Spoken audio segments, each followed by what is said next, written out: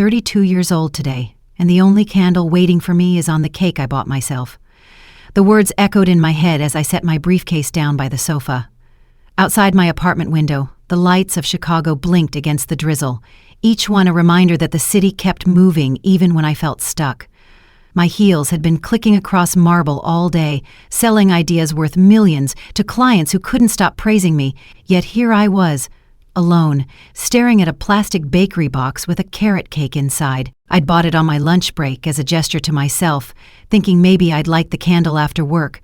Now it felt like that candle accused me of daring to hope for celebration.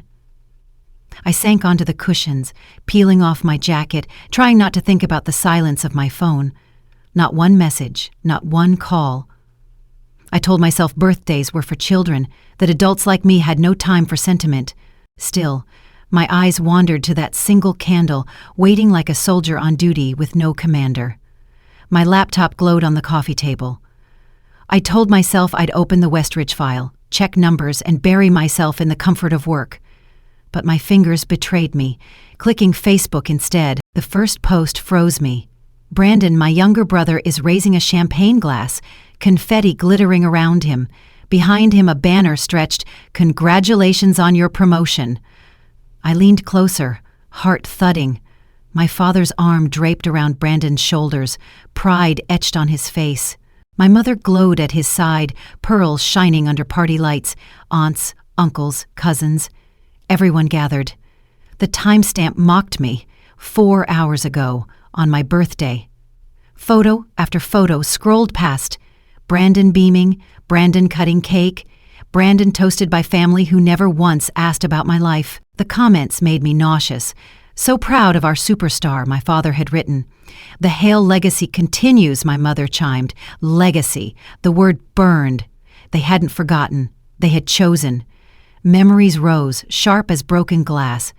11 years old, sitting alone at a restaurant, staring at a melting candle while my parents rushed to catch Brandon's debate. 17, they were packed off to Grandma's while they toured Yale with him. My college graduation, where the evening turned into his engagement celebration. Even last month, Dad had waved away my work. "It's just advertising, Emily, not like Brandon's finance career. That's real impact." I pressed the laptop shut, heart pounding against my ribs. The apartment hummed with the refrigerator's low buzz, but inside I heard only the thud of old disappointments. My throat burned with words I'd never said. What about me? Why am I never enough? The phone finally rang. My chest leapt before my brain caught up. Mom's name flashed. I swallowed hard and answered. "Emily, darling?" Her voice bubbled, warm and careless. "I'm glad I caught you. Listen, we're planning something for Brandon and Jessica's anniversary next month. Could you help with catering, maybe decorations? You're so good at that sort of thing." I stared at the darkened window, my reflection brittle against city lights. "Mom," my voice shook. "Today was my birthday." A pause. Just a beat, then her airy reply. "Oh, honey, with Brandon's big promotion, it slipped our mind." Slipped like car keys or grocery lists. I felt my chest tighten until I thought it might split open. 32 years old and still invisible. I ended the call quickly, setting the phone down as though it were burning. My laptop pinged again. I opened the email without caring, and there it was. An $82,000 0-cents bonus for the Horizon campaign I'd spearheaded. Clients had been ecstatic, revenue soaring. At work, I was valued. At home, I was forgotten. The contrast stung. I reached for the cake, pulled off the plastic cover, and pressed the candle into its center. I didn't light it. I just stared until my eyes blurred. That was when the truth, long buried, rose clear. They hadn't simply failed to notice me, they had made a choice. My brother's milestones were worth champagne and applause. Mine deserved silence. I curled into the sofa, hugging the throw pillow, whispering the words that had haunted me since childhood. Maybe next year they'll remember. But deep down, I knew the truth. Next year would be no different. I wiped at my cheeks with my sleeve, angry at the tears, angry at myself for hoping. My mind replayed the photos, the party lights, my father's proud smile aimed only at Brandon. 32 years of shadows. When the clock struck midnight, I was still sitting in that quiet apartment, the candle untouched, the phone screen black. They hadn't forgotten. They had chosen to celebrate someone else instead. "Emily, darling, since you got that bonus, we thought you might help with Brandon's anniversary party." My mother's words rattled in my ears long after I hung up. The tone was sweet, almost playful, but beneath it pulsed the same expectation I had known my entire life. My role was to serve. I stared at my phone, lying face down on my desk, as if the glass screen itself carried her indifference. Outside my office window, Chicago gleamed in late afternoon sun. The river reflected streaks of light, the towers of steel and glass cutting into a sky that promised warmth but delivered only wind. Inside, the hum of keyboards and muffled conversations grounded me. This was my world, my sanctuary of competence and recognition. Yet even here, my family's shadow seeped in. I tried to shake it off by opening the Horizon campaign files. Numbers, charts, clean growth curves. These never disappointed me, but the notification on my phone blinked again. Against my better judgment, I unlocked it. A family group chat appeared, one I had been accidentally added to. My father's words glared at me from the screen. Quinn should contribute significantly to Brandon's gift, at least $20,000 0 cents. Quinn, one, nen. My own mother replied that she had just received that bonus. Time she supports the family for once. I read it 3 times, the misspelled name, stabbing deeper than the dollar figure. Not even worth the care to spell me right. My hands trembled as I set the phone down. A knock at my office door.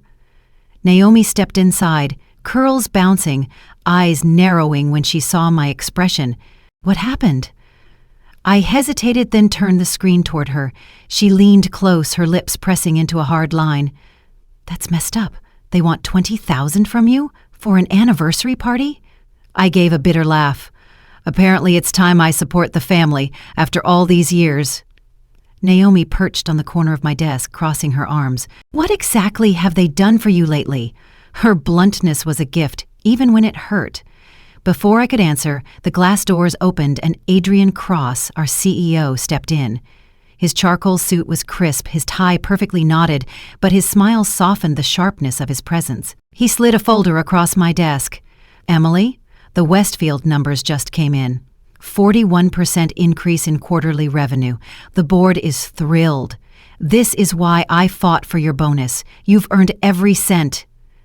His voice carried genuine warmth. My throat tightened. Recognition from him, from the team.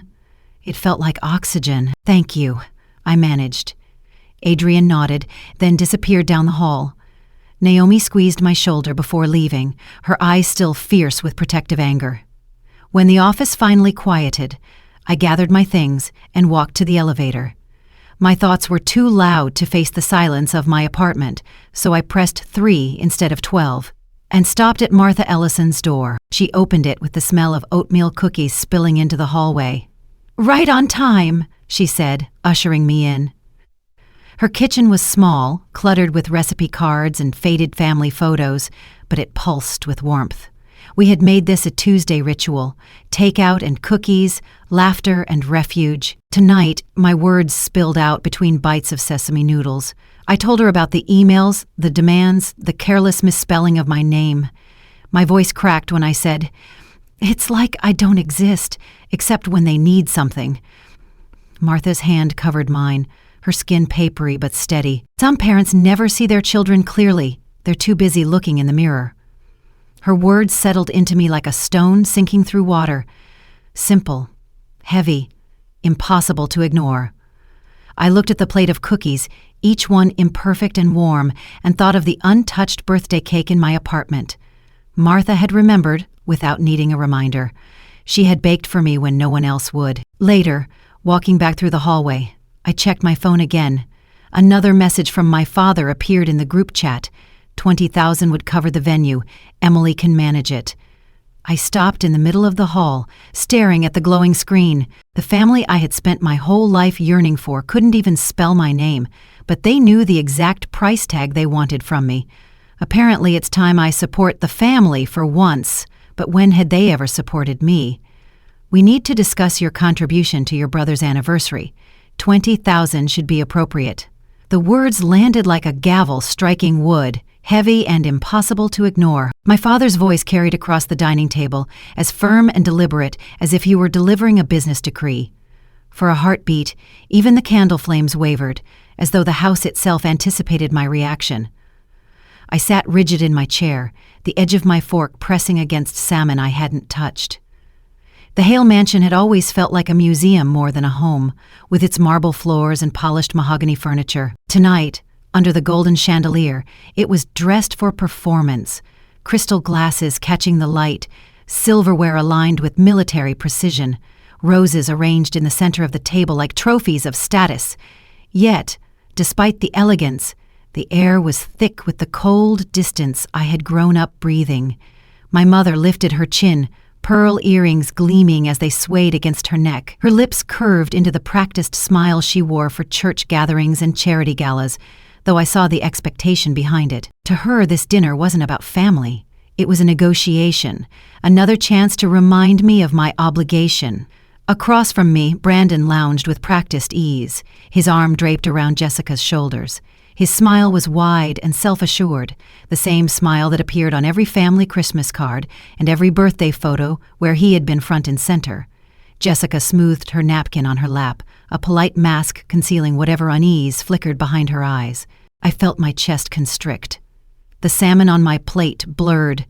My throat ached with the weight of decades pressing down. Somehow, I managed a whisper. "I can't." My father's hand stilled. He set down his coffee cup with deliberate precision, the sound sharp in the silence. His eyes narrowed, steel gray and unyielding. "I beg your pardon?" The chandelier hummed above, a faint electric buzz filling the pause. My palms were damp, but I steadied my voice. "I can't contribute 20,000. That's a quarter of my bonus. I have other plans for it." For a moment, no one breathed. The room seemed to shrink, walls pressing in as though the house itself wanted to contain my defiance. My mother gasped softly, her napkin falling into her lap. "Emily," she whispered, her voice trembling, tears already glistening in her eyes. "After all we've done for you—" Her words trailed off, heavy with accusation. I gripped my fork so tightly it nearly bent. "What exactly have you done for me?" The question burst from me before I could stop it, years of swallowed bitterness finally spilling out. The performance on my mother's face faltered, her painted lips parting as though she couldn't comprehend the challenge. My father's chair creaked as he leaned forward, his shadow stretching long across the table. His voice dropped low, dangerous. "I will not tolerate ingratitude in this house. Your brother is the real achiever of this family. The least you can do is support his success." The words cut like glass. All my life he had repeated variations of this truth, grinding me down until I believed it. Brandon mattered, and I did not. Yet something in me resisted. Maybe it was the memory of Martha's warm kitchen, or Naomi's blunt voice in my office, or Adrian's rare smile when he handed me proof that my work mattered. Whatever it was, I didn't shrink this time. I looked at my father, his silver hair slicked back, his cufflinks gleaming, and realized he would never see me for who I was. Not because I wasn't enough, but because he chose not to. Silence stretched, taut as a wire. Brandon shifted in his seat, his eyes darting between us. Jessica coughed lightly, adjusting her wine glass, pretending interest in the flicker of candlelight. No one came to my defense. My chair scraped loudly against the polished hardwood as I rose. My legs trembled, but my spine held straight. I reached for my purse resting against the chair's carved arm. The simple leather felt like an anchor, grounding me in this storm. "Emily," my mother cried softly, reaching across the table to touch my arm. Her fingers, cool and manicured, grazed my sleeve. "To make a scene. Please, darling, let's talk this through." Her tears glittered, but I had seen them before, strategic, weaponized. I stepped back, out of reach. My voice came steadier than I felt. "I need to go." I turned. and walked toward the door, each step a rebellion. My heels struck the marble floor of the foyer, echoing louder than applause. The portraits of stern-faced ancestors lined the hallway, eyes following me, silent judges of my defiance. Behind me, voices rose. My father's low rumble of anger. My mother's high-pitched pleas. Brandon murmuring something I couldn't catch. Jessica's voice was absent, swallowed by her silence, but I didn't pause. The night air hit me as I stepped outside, cool and biting, filling my lungs like baptismal water. The manicured lawn stretched in front of me, immaculate hedges trimmed with surgical care, the driveway gleaming under the faint glow of lanterns. My car waited, humble compared to Brandon's BMW parked nearby, but it was mine, every payment, every mile earned on my own. I wrapped my coat tighter around me, shivering though I wasn't cold. It was something else, the adrenaline of finally breaking pattern, the terror of stepping into unknown territory. For the first time in my life, I walked out of that house without apologizing, and with the terrifying realization that I might never walk back in again. If you want proof, then look. Every page tells you what you refuse to see. I whispered the words to myself as I stood on the granite steps of my parents' mansion, the cold weight of 3 photo albums pressed against my chest. The autumn air carried a sharp bite, slicing through my coat, but the chill inside me was older, deeper. Tonight, I wasn't a daughter returning home. I was a witness, carrying evidence. The oak door loomed before me, dark and heavy, its brass handle gleaming like a warning. I rang the bell instead of using my key. That choice mattered. When the door creaked open, my father's figure filled the frame, tall and severe, his silver hair combed into place as though even stray strands would disgrace him. His eyes fell on the albums in my arms, and a muscle twitched in his jaw. Without a greeting, he turned and strode back into the house. I followed, the heels of my boots clicking against the marble foyer. My mother waited near the staircase, a tissue already clutched in her hand. Her makeup was flawless. Rosy cheeks, carefully smudged mascara, the perfect portrait of a woman who had been crying. She reached for me with a tremor in her voice. "Emily, sweetheart, we've been so worried." The lie hung between us. I kept walking. The dining room glowed with the same choreography as always, candles flickering in sterling silver holders, china plates gleaming, beef Wellington steaming on the platter. Brandon lounged at the table, a glass of wine in his hand, his expression shifting when he noticed the albums. Jessica perched beside him, her posture stiff as if bracing for impact. I set the albums on the polished sideboard with a thud that seemed to echo. Then I took my seat, opposite Brandon, diagonal from the throne-like chair where my father presided. Dinner began in strained silence. My father carved his portion of beef Wellington, his knife gliding through pastry and meat with surgical precision. "Your mother made your favorite," he said flatly, placing a slice on my plate. I looked at the dish, at the golden crust steaming in the candlelight, and forced myself to speak. "It hasn't been my favorite since high school." My tone was calm, but the tremor in my chest betrayed me. My mother sighed theatrically. "Emily, we only want what's best for you. Buying that lake house was reckless, a poor reflection on the family. People are asking questions." I cut her off. "This isn't about the house, not tonight." My hand slid across the table, pulling the first album closer. "You want to talk about reflection? Let's start here."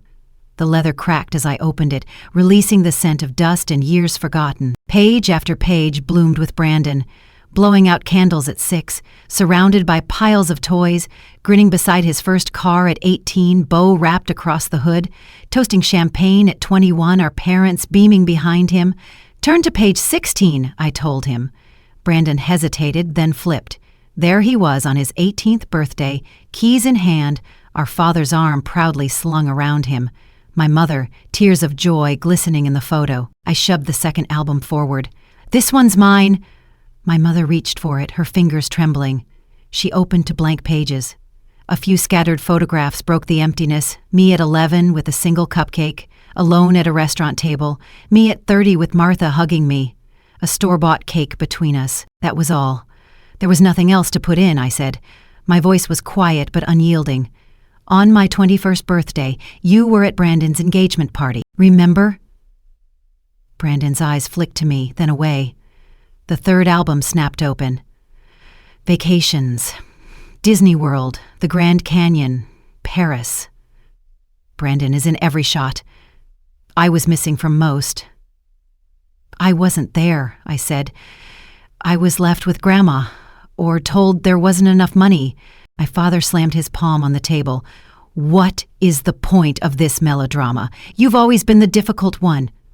The point, I said, reaching into my bag, is evidence. I spread out spreadsheets and highlighted columns of family spending, tuition fully covered for Brandon, partial loans for me, thousands for his cars and trips, scraps for mine. Then a worn diary page, my 9-year-old handwriting trembling across the lines. Maybe next year they'll remember my birthday without Grandma calling to remind them. Finally, I slid a photo across the table. Christmas, 3 years ago. An empty chair, a card with my name. You set a place for me, knowing I couldn't come. You sent this picture to make me feel guilty, but you seated me in the guest chair. Even when pretending I belonged, I was still an outsider. The silence was suffocating. My father's face reddened, veins straining at his temples. What do you want from us, Emily? An apology? Fine, we favored Brandon. He is the legacy. My mother's tears spilled, for real this time, smudging her mascara. We didn't mean to, it just happened. You were easier to ignore. Brandon sat frozen, staring at a photo I had positioned at the edge of the table. Him at 8, buried in presents, me at 6, watching from the background, smiling without joy. I stood slowly, gathering the spreadsheets, the diary page, and the photo, the albums I left behind. I don't need your approval anymore. I don't need your love or your validation. I waited 32 years for you to see me. I'm done waiting. The room blurred as I turned, my heels clicking toward the foyer, shoulders straight despite the weight pressing down. I don't need your approval anymore. I waited 32 years for you to see me. I'm done waiting. For once, the key I turned opened a door that belonged only to me. The lock clicked with a sound so final, so liberating that my knees nearly buckled. For weeks, the lake house had been a vision on a realtor's glossy brochure, a dream I scarcely allowed myself to imagine. Now, as the heavy wooden door swung open, sunlight spilled into the entryway, illuminating polished floors and empty rooms echoing with possibility. I stepped inside and inhaled. The air smelled faintly of cedar and dust, the scent of a place waiting to be claimed. Wide windows revealed the lake beyond, its surface glittering under the autumn sun, pine trees framing the shoreline. My chest expanded with each breath, as though the walls themselves were urging me to take up space, to exist without apology. Every step I took through the house stitched a new seam into the fabric of my independence. The stone fireplace in the living room promised winter evenings wrapped in blankets. The kitchen, bare but bright, begged for the warmth of meals shared with people who valued me. Upstairs, the master bedroom overlooked the water. I stood at its window for a long time, imagining mornings bathed in gold, evenings softened by sunset. For the first time in my life, I didn't think of what my family would say. I thought of what I wanted. 2 days later, I sat in the office of the mortgage broker, signing page after page. The numbers were daunting, but my hand was steady. Beside me, Martha Ellison patted my wrist, her eyes twinkling. "You're doing the right thing, dear. Sometimes we must build our own sanctuary." She pressed a folded quilt into my lap, patches of blue and green stitched together with loving care. "For your bedroom. Every home needs something handmade." Tears pricked my eyes as I hugged her thin frame. No one in my blood family had ever given me something so full of heart. Weekends became a blur of paint samples, hammer swings, and grocery runs. I chose sage green for the exterior, brass knobs for the doors, and linen curtains that caught the morning light. With every choice, I carved my identity deeper into the house. When exhaustion crept in, I cooked blueberry pancakes in my new kitchen, the sweet smell rising through empty rooms that no longer felt lonely. When the housewarming day arrived, I filled coolers with ice, lined the deck with candles, and placed fresh flowers in glass jars. My colleagues arrived in clusters, laughter carried on the wind. Naomi showed up first, balancing a bottle of wine in one hand and a bag of chips in the other. For survival, she teased, pressing both into my arms. Adrian arrived with the leather-bound journal and a note tucked inside, "To new beginnings." My chest tightened with gratitude. Then came others, co-workers bearing practical gifts, their smiles wide, their voices genuine. Soon the deck pulsed with chatter, the lake mirroring streaks of pink sunset behind them. Martha came last, her bun neat, her smile warm. She carried a tray of cookies and the quilt I'd already placed in my room. Wrapping me in a hug, she whispered, "You've built more than a house, Emily. You've built freedom." We grilled corn and steaks, shared stories, and passed around plates until laughter drowned out the memory of silent birthday dinners. Music drifted from a portable speaker, mingling with the sound of boats cutting across the water. For the first time, I felt what family could mean. Not duty, not guilt, but presence. As twilight settled, I slipped inside for a moment, leaning against the doorframe and watching my friends through the window. They weren't here because they had to be. They were here because they wanted to be. The ache in my chest loosened, replaced by something fierce and unfamiliar. Pride. Later, as I uploaded a photo, candles glowing on the deck, Naomi laughing mid-story, Martha teaching a colleague how to fold napkins, I paused before pressing post. These images spoke louder than any argument I could make. They showed who showed up, who mattered. The absence of my family in every photo from that night wasn't painful anymore. It was proof I finally knew who truly stood beside me. Last year I blew out a single candle alone. This year, 33 candles blaze against the lake, and I am no longer invisible. The flames flickered in the dusk, casting golden halos across the deck. Friends surrounded me, their laughter carrying over the water, glasses raised high in celebration. The cake Naomi insisted on baking sat in front of me, each candle stubbornly upright, defiant against the lake breeze. I closed my eyes, inhaled, and for the first time in years, the wish that came wasn't for them to love me. It was for me to keep choosing myself. As the cheer erupted and I blew out the candles, I caught sight of the horizon. The lake shimmered, endless and blue, as though it too was breathing with me. This house, this sanctuary, was proof that I could exist outside the shadow of my family's neglect. The parties swirled around me, colleagues clinking glasses, Adrian offering congratulations again on my promotion, Martha passing around her oatmeal cookies, Naomi teasing me about the quilt I kept draped over my reading chair. Every detail carried warmth. Every face around me carried genuine affection. And then a familiar sound cut through the chatter, the low hum of an engine I had known all my life. A BMW door slammed shut. My pulse faltered.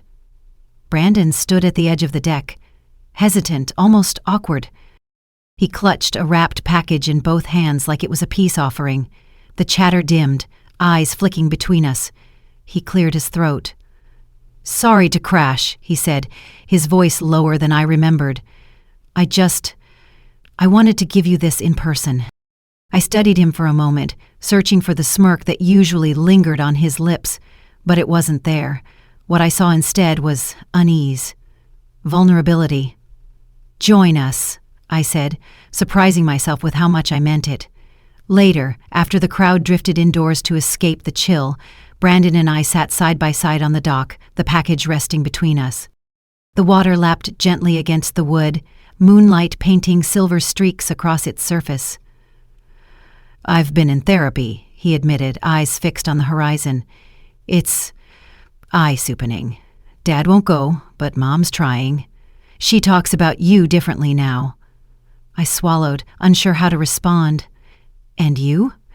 He pushed the package toward me. "I never saw it until you showed us. How they erased you while spotlighting me." I unwrapped the gift slowly. Inside was a framed photograph I had never seen before. Me at 7, perched on our old tire swing, laughing at something beyond the camera. Just me. No Brandon, no parents, just a girl who once existed in full joy.